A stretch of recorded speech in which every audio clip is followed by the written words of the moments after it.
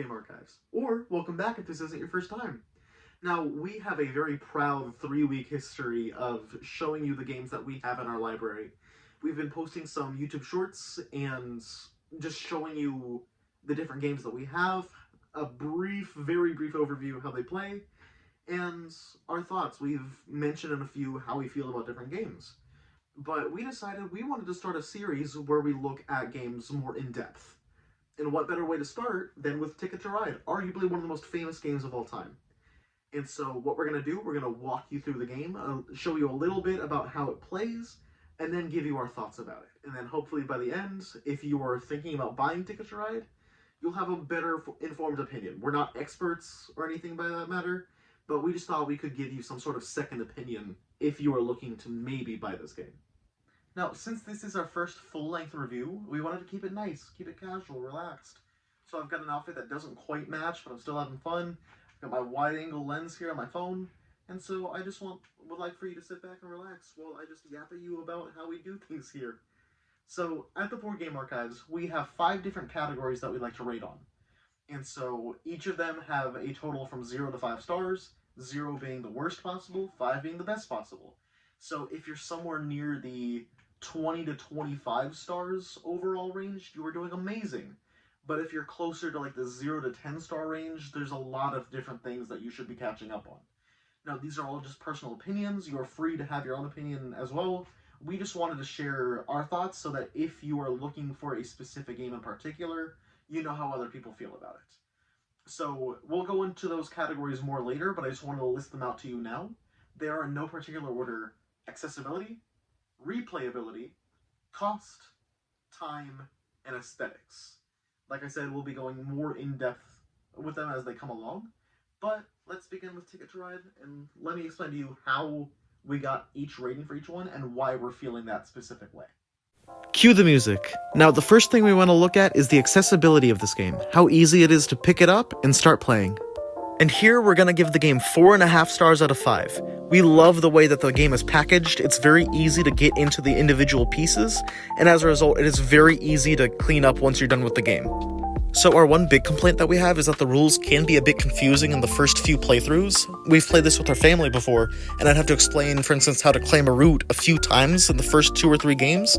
But once my family started playing the game more often, they started to understand the rules, and so that's why we're only subtracting half a point.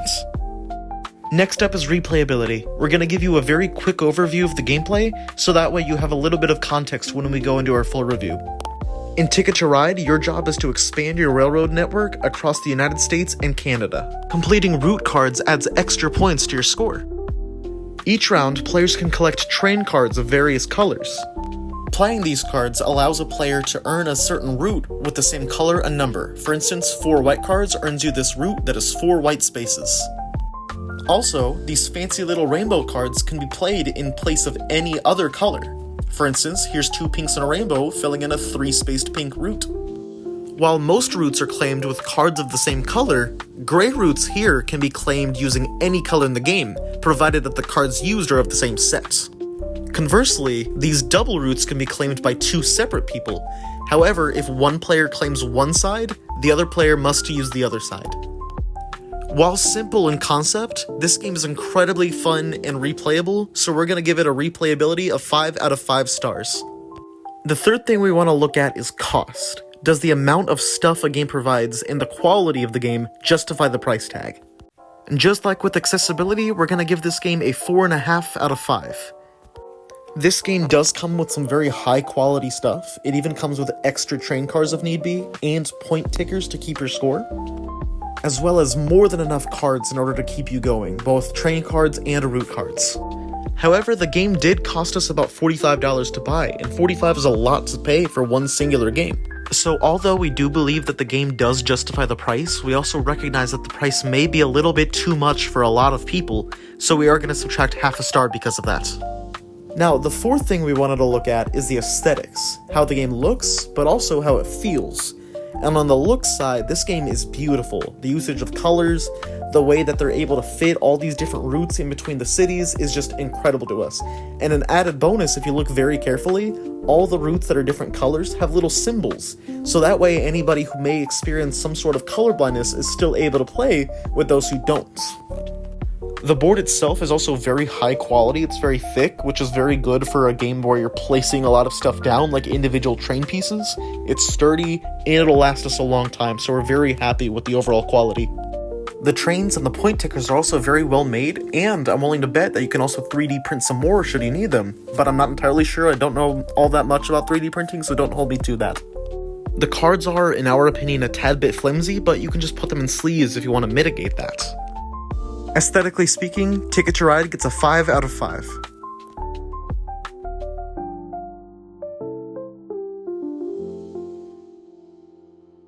Hi, this is Editing Juno. I honestly ran out of time. It's about 9:45 p.m. on a Tuesday, so I just wanted to wrap this little review up real quick.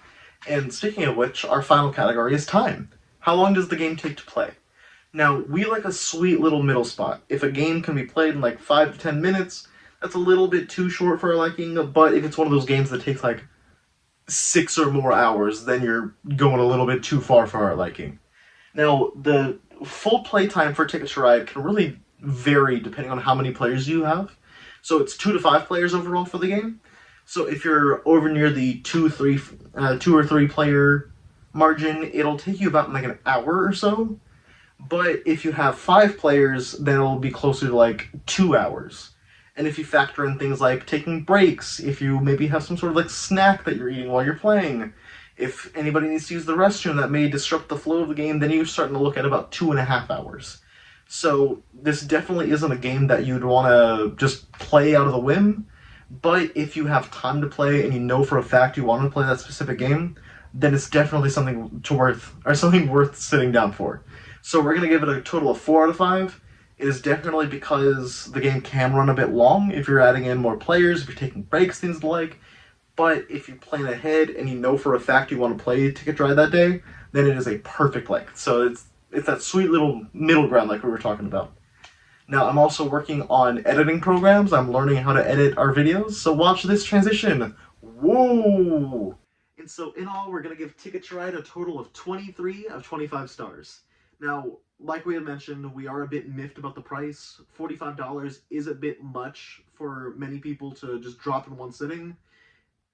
If you are somebody who may be living paycheck to paycheck, somebody who may not be able to drop $45 just for a singular board game, that may be a little bit much, but we do believe that the amount of stuff that this game has to offer justifies that cost. The other thing we are a bit miffed about, like we said, is that at first, when you first start playing a few rounds of this game, it can be pretty difficult. But once you start to get past that learning curve, you can easily start making strategies. You can easily start playing more often. And so that's why we're giving it such a high grade. This is definitely worthy of the praise it's gotten. They have this little sheet that says over 15 million copies sold so far. That is totally worthwhile. So we definitely recommend that you get this game as well for yourself. Now, for a few housekeeping rules right before we end this video, we did implement something that we call our Vinyl of the Week last week. So we have random access memories for this week's video. And do you have anything else to add, Alicia? That'll do it. That'll do it. So please make sure to like, comment, subscribe. We are still a new channel, but we have no intentions of slowing down. We love what we do. We love providing content for y'all, and we really hope that you would stick with us for the ride. No pun intended, because Ticket to Ride. That was funnier in my head. Anyway, yeah. Bye.